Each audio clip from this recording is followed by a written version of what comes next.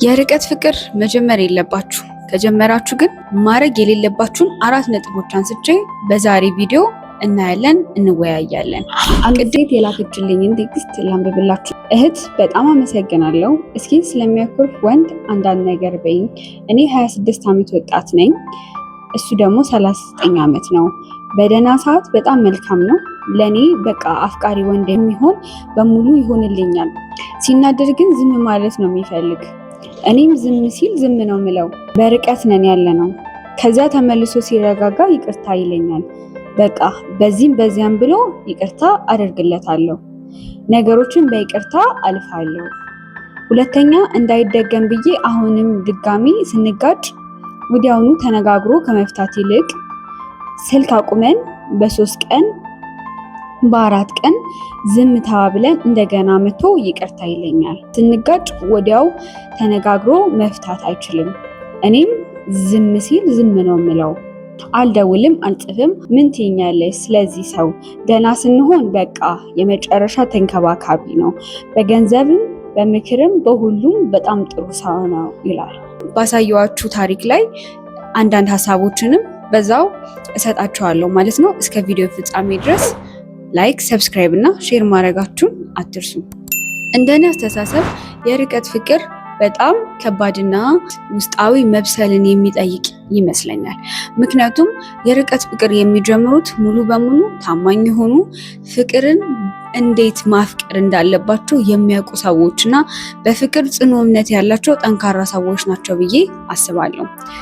ይህንን ነገር ግን አንዴ እግራችሁን አንስታችሁ ከጀመራችሁት እነዚህን 4 ነገሮች በጭራሽ በርቀት ፍቅራችሁ ላይ እንዳታደርጓቸው። የመጀመሪያው መዘጋጋት፣ ግጭቶችን አለመፍታትና ዝም መባባል። እነዚህ ነገሮች ሪሌሽንሽፓችሁን ወይም ዲስታንስ የሆነ ሪሌሽንሽፓችሁን በጣም የሚጎዳ ነገር ነው። ለምን መሰላችሁ? የርቀት ፍቅር የሚመሰረተው በዋነኝነት በማውራት በኮሚኒኬሽናችሁ ላይ ነው። እናንተ ያንን ኮሚኒኬሽን እንዴት ማስቀጠል እንዳለባችሁ እለት እለት መወያየት፣ ማውራትና ግጭቶቻችሁን መፍታት ሲገባችሁ ዝም መባባል ለነገሩ መፍትሄ መስጠት ሳይቻል ሲቀር የርቀት ፍቅሩን እንዲያላላ ከሚያደርጉት ነገር ውስጥ አንዱ ነው ማለት ነው።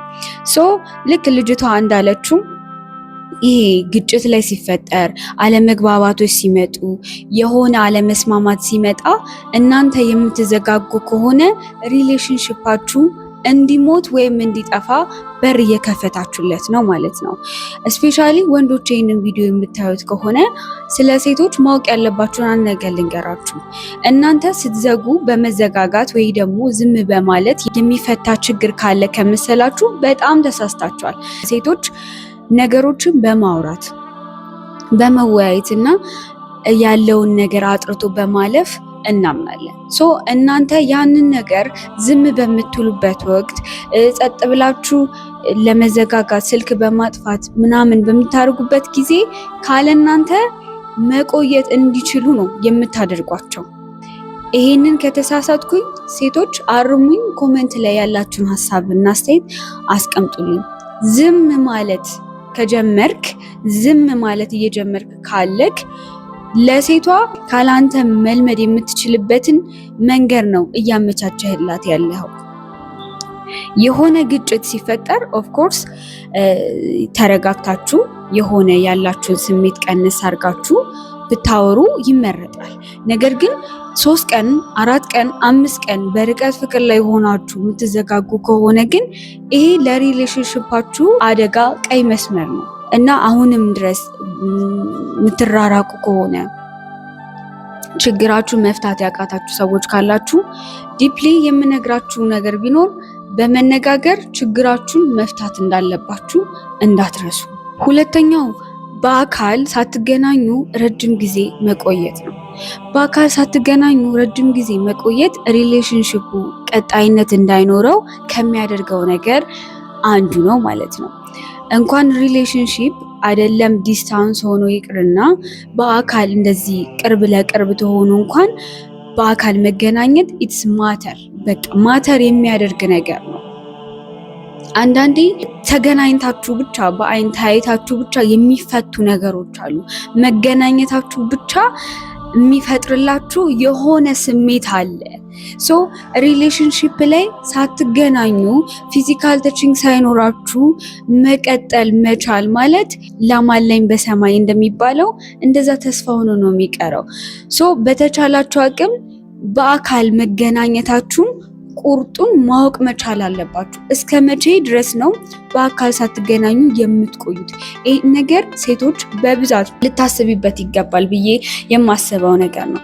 ምክንያቱም ዲስታንስ ሪሌሽንሺፕ እንደ ሴት ልጅ ሆኜ ሳየው ትንሽ ይከብዳል።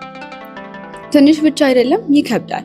ነገር ግን ይሄንን ነገር አንዴ ጀምሬዋለሁ እነዛን ሰዎች ማጣት አልፈልግም ብለሽ የምታስቢ ከሆነ ደግሞ ቁርጡን ማወቅ መቻል አለብሽ። እስከ መቼ ድረስ ነው ከዛ ሰው ጋር ዲስታንስ ሪሌሽንሺፕ ላይ የምትቆይው? እስከ መቼ ድረስ ነው በአካል ሳትገናኙ ፍቅራችሁን ልታስቀጥሉ የምትችሉት? ይሄንን ነገር በደንብ ልታውቁት ይገባል። ምክንያቱም አንዳንዴ የዛን ሰው ስሜት ራሱ ቀርባችሁ ስታዩትና ይሄ ቴክስት ላይ ሲሆን አንድ አይደለም። ሰው በመቀራረብ አብሮ በመሆን ላይ በመሆናችሁ ብቻ ብዙ ነገሮችን መፍታት ትችላላችሁ። ሶ ማተር ያደርጋል። እነዚህ ነገሮች በደንብ ልትጠያይቁና ልታውቁት ይገባል ማለት ነው። እስከ መቼ፣ እስከ ስንት ዓመት፣ እስከ ምን ያህል ጊዜ ርቀት ፍቅር ሆኖ እንደሚቆይ ማወቅ አለባችሁ። ሌላው የሚታወቅ እቅድ ሊኖራችሁ ይገባል።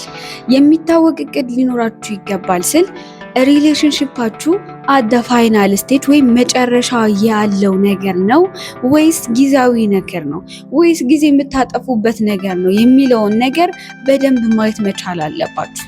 ሴት እህቶቼ ልታውቁት የሚገባው አንድ ነገር ቢኖር ጊዜ ከእናንተ ጋር እንደ እጅና ጓንት ሆኖ ነው የሚሰራው። ሶ ሁላችሁም ባላችሁበት ታይም ባላችሁበት ጊዜ መንቀሳቀሳችሁን እንዳትረሱ። ያ ማለት የሆነ ሰሟን ሪሌሽንሺፑ አት ፋይናል ስቴጅ ሜሬጅ ላይ ስለደረሰ ብላችሁ ወይም ትዳር ላይ ስለሆነ ብላችሁ እናንተ ቀድማችሁ ማግባት አለባችሁ፣ እናንተ ጊዜያችሁ አልፏል እያልኳችሁ አይደለም። ነገር ግን ባላችሁ ታይም ባላችሁ ጊዜ ምንም ነገር ሳያልፍባችሁ አትጨናነቁ፣ መቀጠል መቻል አለባችሁ። ሪሌሽንሺፓችሁ ማስኬድ መቻል አለባችሁ። አንዳንዴ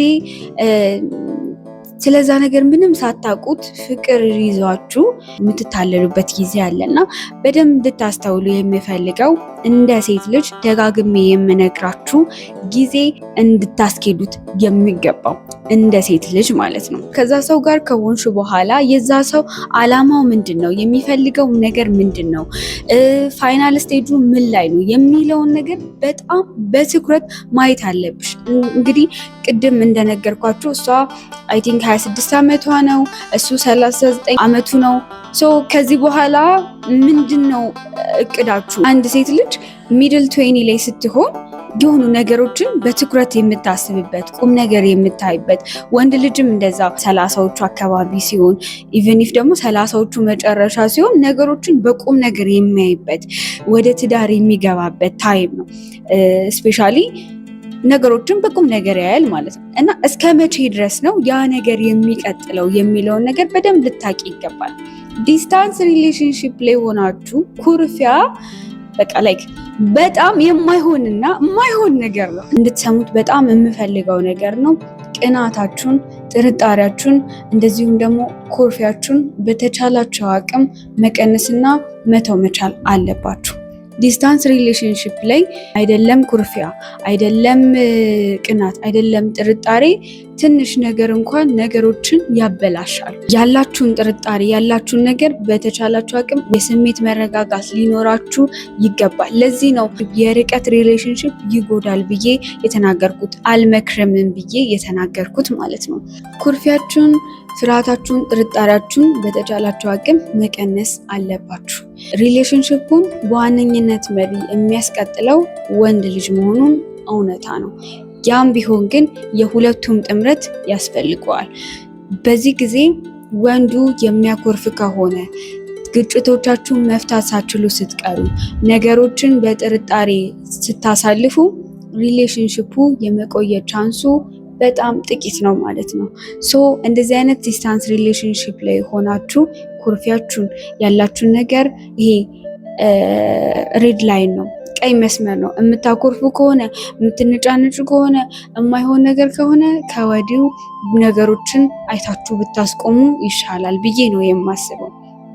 እስካሁን እንደነገርኳችሁ ዲስታንስ ሪሌሽንሺፕ ላይ አንዴ እግራችሁን አስገብታችሁ ከሆነና ሪሌሽንሺፑ ይቀጥላል ብላችሁ የምትተማመኑ ከሆነ እነዚህን 4 ነጥቦች በተቻላችሁ አቅም ባለመተግበር ሪሌሽንሺፓችሁን አስቀጥሉት ማለት ነው። ቪዲዮ እየሰራው ለእናንተ ምላሽ እሰጣለሁ። በውስጥ መስመርም ማውራት ትችላላችሁ። ሰብስክራይብ እና ላይክ ማድረጋችሁን አትርሱ። ኔክስት በሌላ ቪዲዮ እስከምንገናኝ ድረስ ባይ